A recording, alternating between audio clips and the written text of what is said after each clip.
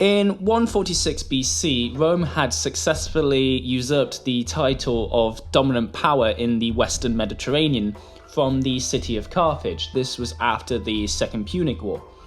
Now, Rome and Carthage had been butting heads for well over a century now, and the hatred for the Carthaginians has once again spurred Rome to attack Carthage. Now, Rome now has Carthage under siege, and the siege is brutal. It lasts for ages. Anyway, so the Romans decide that they need a general from a family that has been fighting the Carthaginians for decades now, and they decide to go to the family of Scipio. Now, the head of the Scipio family during this time is a man called Scipio Alaminus. Now, Scipio, as I said, is part of a long line of noblemen who have been dominant in Roman politics and in the Roman military. Indeed, one of the Scipios had actually defeated Hannibal at the Battle of Zama. So anyway, rising to the challenge of finally capturing Carthage, Scipio makes his staff out of his family members. One of these family members is his brother-in-law, a man called Tiberius Gracchus.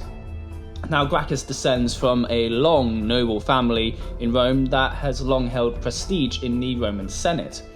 And Tiberius Gracchus wants to follow in his father's footsteps and become a Roman senator, maybe even a Roman consul, you never know. So anyway, the siege of Carthage is continuing to drag on, and eventually Scipio orders a mass assault on the city walls. So in the final days of the siege, Tiberius Gracchus, being a military tribune, is put in charge of a group of Roman soldiers, and he leads one of the first waves against the Carthaginian walls. Now, sufficient to say, Carthage is long past her prime. However, they are still a formidable force. The amount of casualties Rome sustains in this assault is astonishing. Anyway, rallying his men, Tiberius Gracchus climbs up the Roman siege ladders and eventually jumps over the wall. Now, this is a big thing, as he is the first Roman soldier to breach Carthaginian defences.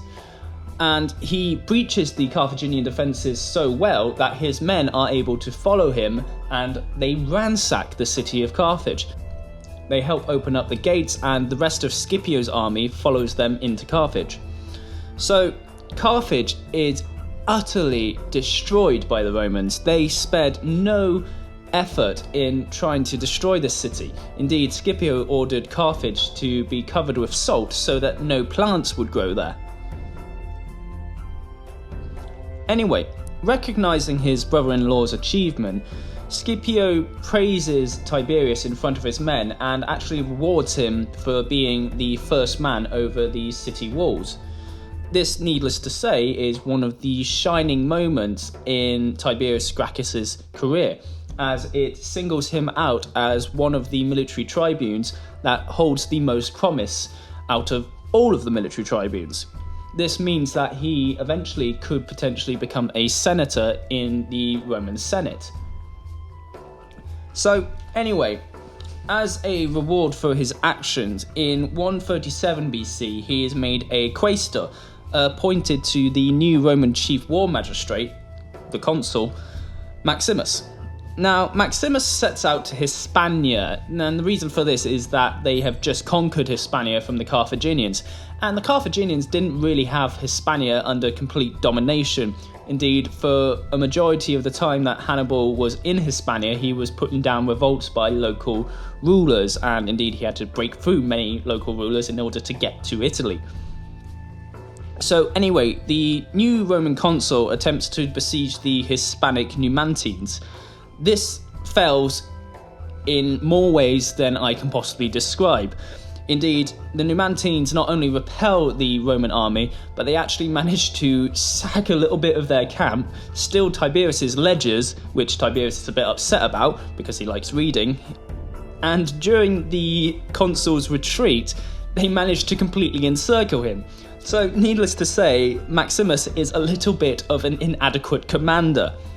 So anyway, the Romans desperately send envoys to the Numantines to let them go, because they are literally stuck between a rock and a hard place at this point. They can't go forwards because the Numantines will kill them, they can't go backwards because the Numantines will kill them, and they can't go to the sides because the Numantines would kill them. So the Numantines refuse these envoys, and they send back a message saying that they will only negotiate with Tiberius. Tiberius, after all, is from a noble Roman family, so Tiberius is a quaestor. He should not be negotiating these sorts of treaties. But the Romans have absolutely no choice. They are going to die if they don't send Tiberius to negotiate with the Numantines.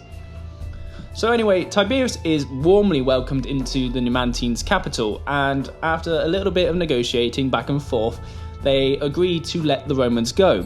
As an added bonus, they also agree to let Tiberius go through the treasury they have just stolen from the Romans and to take whatever he wants. Tiberius, being the stoic philosopher that he is, only takes back his ledgers and a couple bits of incense for religious purposes. So anyway, Tiberius arrives back in Rome and he is given a hero's welcome by the people. The people, remember, make up the backbone of the Roman army. It's not the elite that are the foot soldiers. They are just the commanders. So anyway, the people celebrate Tiberius as a hero of the people. He has just saved their menfolk. However, Tiberius isn't as warmly received by the Roman Senate. In the Roman Senate's eyes, the treaty that Tiberius made with the Numantines makes Rome look like a bit of a weak and pathetic power. The Senate refuses to ratify Tiberius' treaty, and they actually decide to send Maximus back to the Numantines in chains as a sort of punishment. And Maximus is fully aware that he is a rubbish commander and basically says, "Yeah, I'll go." This fate was going to be Tiberius's as well. However, his brother-in-law Scipio intervenes and prevents Tiberius from being sent back to the Numantines. However, the relationship between Scipio and Tiberius sours as Scipio refuses to recognise the treaty Tiberius struck with the Numantines. Again, the senatory class thinks that the treaty is an insult to Rome.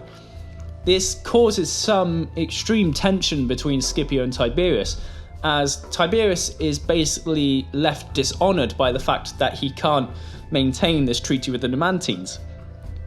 So already Tiberius is being outcast from the established elite.